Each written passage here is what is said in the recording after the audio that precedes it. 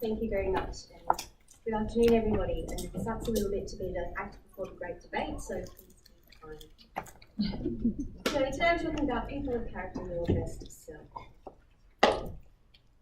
Back in my day, we couldn't afford shoes, so we had to walk barefoot along 10 kilometres of rocky track in the snow and pelting rain just to get to school. We've all heard these stories from our grandparents and other more experienced people in our lives, and have groaned and moaned, dismissing these stories, citing them to be from the olden days. We found ourselves unable to relate these stories with our own experiences, and effectively dismissed these stories and the storytellers. For those of us in this room, how the tables have turned. As we age, unfortunately, the passage of time is unabating, and our world is rapidly changing around us. We too are starting to tell stories of the same ilk to the young people that we interact with. The olden days for me, well, that was only the 80s. My children and the students I teach, that was so long ago, miss. I know that once or twice I've even caught myself saying, when I was a kid, to my own children, forgive me that bored and disinterested look, whatever, mum.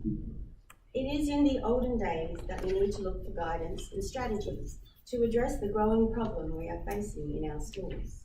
The shape of our future society and the people who will lead it depends on this. Many students today do not know what it is to be a good person, or should I say, a person of good character. These old-fashioned values, those that had our grandparents conquering challenges daily just to get to school, are what we know as character virtues. They don't seem to be as evident in the young people in our schools and workplaces.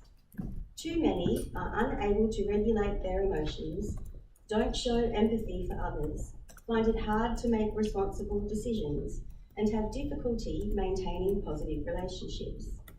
These behaviours are commonplace and escalate quickly when called into account by adults.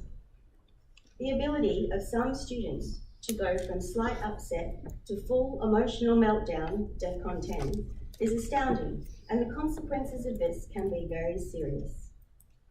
The Australian Bureau of Statistics recently reports that 1 in 4 of our young people are affected by mental health disorders, such as anxiety, depression, bipolar, or substance abuse that can lead to suicide. In fact, Australia does not fare well in relation to child and youth wellbeing indicators when compared with the other 34 OECD countries. On average, we rank in the top third, concerning for the lucky country. In the 2013 report card prepared by the Australian Research Alliance for Children and Youth, detailed that 29% of 12 to 17-year-olds engage in substance abuse, 30% of 5 to 24-year-olds are overweight, and 57% of these are sedentary.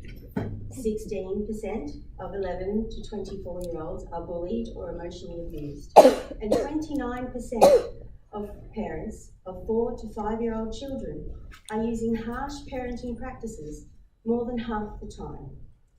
The report card clearly shows that there is a general lack in this country of positive family functioning. And this brings me back to old-fashioned. The term itself is telling. Immediately, we visualise in our minds words such as persistence, determination, resilience, patience, dependability. When I think of my father-in-law-to-be, who is 95 this year, and who has seen the world go from the industrial age to the technological age, I know him to be the strong, silent type, a man of good character. The words that come to my mind are integrity, steadfastness, loyal, courteous, and truthful. He is a man of few words, and when I am in his presence, I feel a deep and resounding respect, a wisdom I have yet to know, and may never. The challenge for schools is how to bring the values of the olden days back. Social and emotional learning programs have begun to feature in primary schools in the last 5 years, with classroom time dedicated to explicit teaching of competencies that include self-awareness, self-management, social awareness, relationship skills, and responsible decision-making. Schools can play a pivotal role in teaching these competencies to build resilience and emotional intelligence in our young people, encouraging them to build their capacity to be your best self.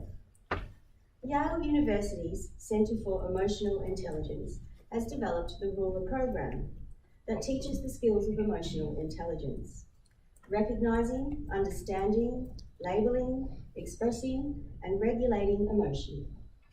This program, based on decades of research, shows that these skills are essential to effective teaching and learning, sound decision-making, physical and mental health, and success in school and beyond. Kilvington Grammar School has, this year, developed the Character Initiative, combining best practice and research into our own unique approach that supports our mission statement to inspire students to achieve for academic excellence and to nurture their aspirations in a caring, family-oriented community to become people of depth, strength, and character.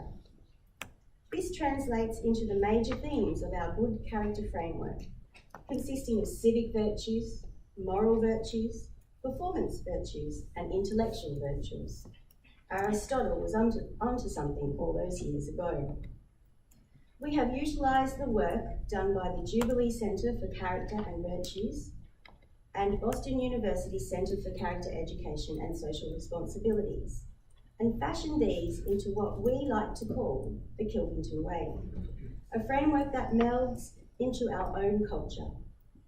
My own framework has also been informed by this and other research, and I have developed Your Best Self Learning Culture. This consists of what I consider to be 3 vital climates. Attitudinal, where school is purposeful and engaging, and students and other stakeholders are explicitly taught to be problem solvers by visualising their thinking and practising this every day. Parents too are engaged with the schools, skilled up in areas needed through parent professional development programs to support the school and their students.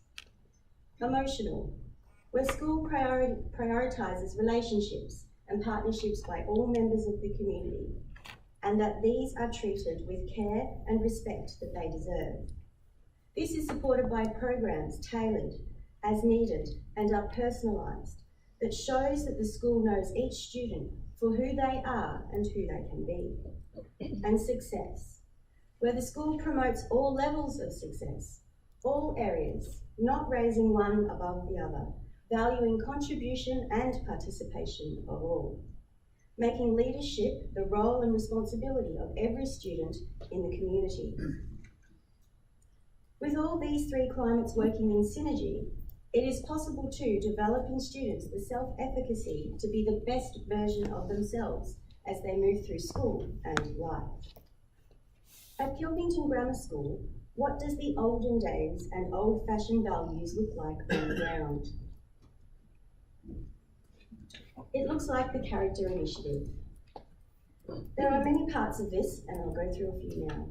We have a school-wide focus on character traits. In prep to Year 6, you will see in our classrooms setting goals based on each character trait.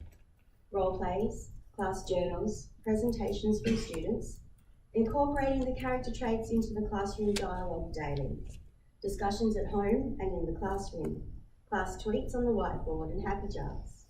In Year 7 to 12, students focus on the character trait in the following ways: setting goals based on each character trait and using quizzes to measure each student's appreciation of the trait. Online applications to increase understanding and development of the character trait. Group exercises including shared stories, activities and games. Group discussions involving character traits in the context of novels, films and music. This year, our character traits has been gratitude. And on the 24th of May, we held the inaugural Gratitude Day.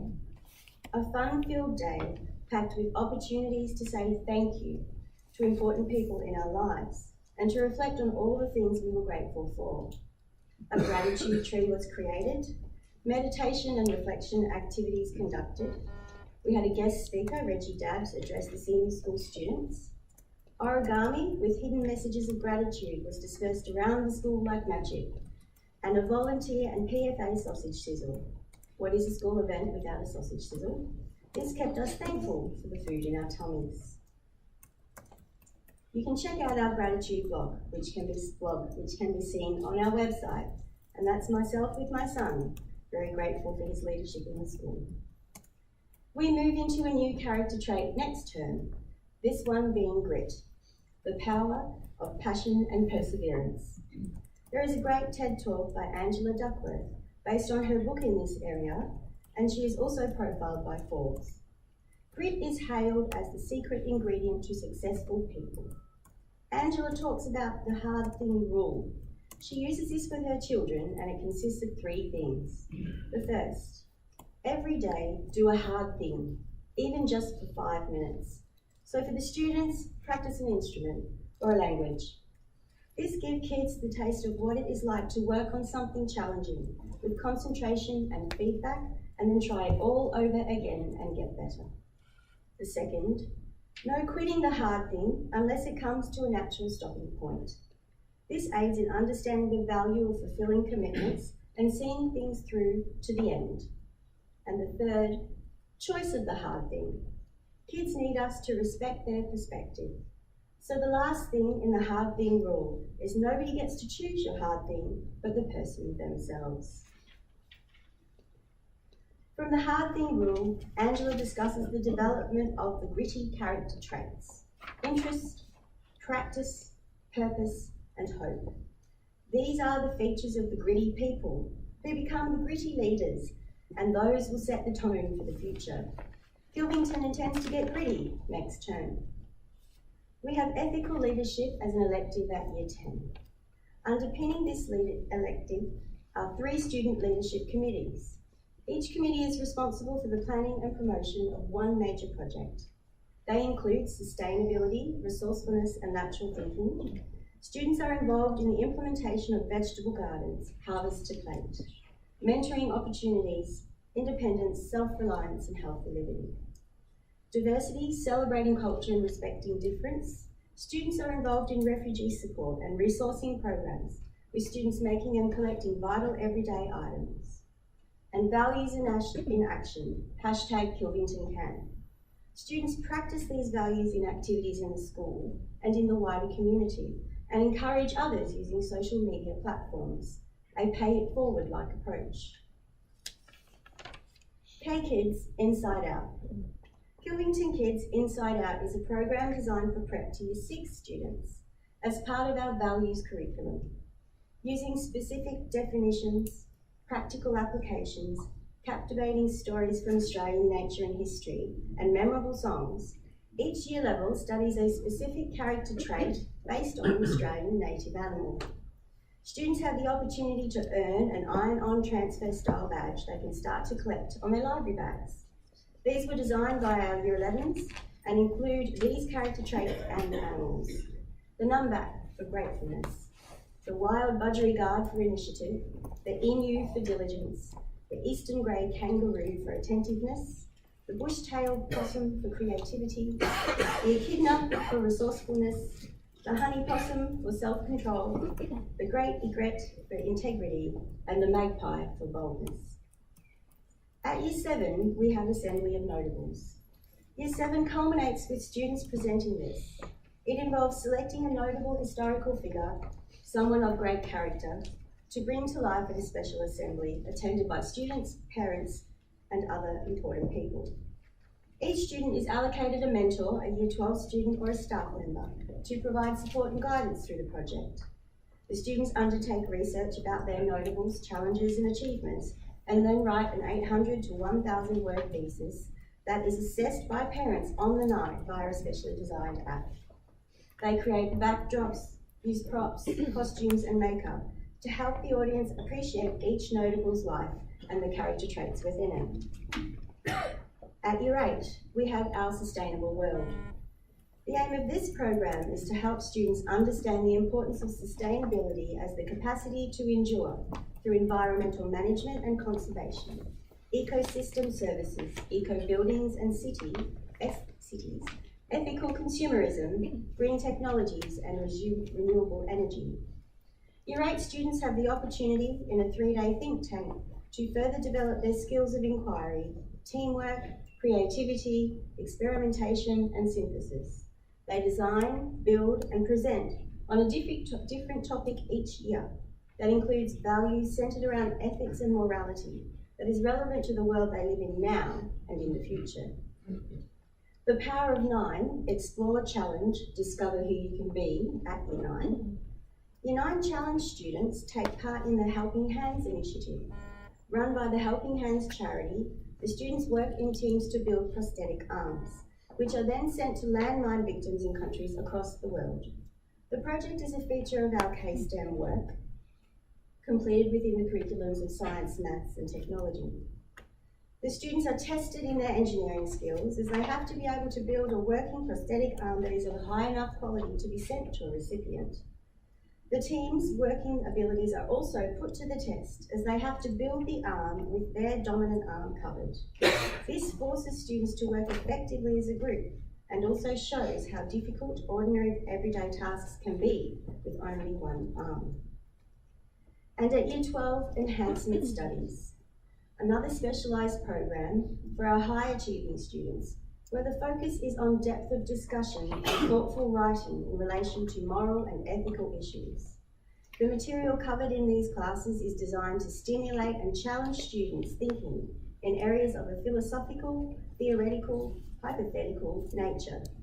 It is a broad-ranging scholarly adjunct to the students' formal curriculum. Students have been exposed to the work of Dr. Peter Vardy recently, as we hosted a PD for him at our school. I've been amazed at the depth in the written work of the dozen or so students who participate in this, and this is on top of their regular Year 12 studies and is voluntary. The old-fashioned values are making a comeback and should be the priority for schools. Kilvington aims to develop people of character, and our programs across the school focus on this. Increasingly, we are finding that the pastoral curriculum needs to take centre stage and the academic curriculum to take a little step back. Ranks, results and league tables do little to develop the heart and soul of our students. Our young people today need more from us all, at home, at school and in life. Schools must respond with courage and be brave enough to prioritise developing good people and not just smart people. This is achieved by flipping the curriculum and explicitly teaching a focused, pastoral and holistic curriculum daily at each year level. Using project-based learning, theory of knowledge approaches, STEM, diversity education, growth mindset, mindfulness and visible thinking routines, the academic content can be interwoven into a your best self learning culture with a new curriculum of revolution and reform. Rejuvenation. And as the famous song goes, don't throw the past away, you might need it some other rainy day. Dreams can come true again when everything old is new again. Thanks for your attendance and I hope you enjoyed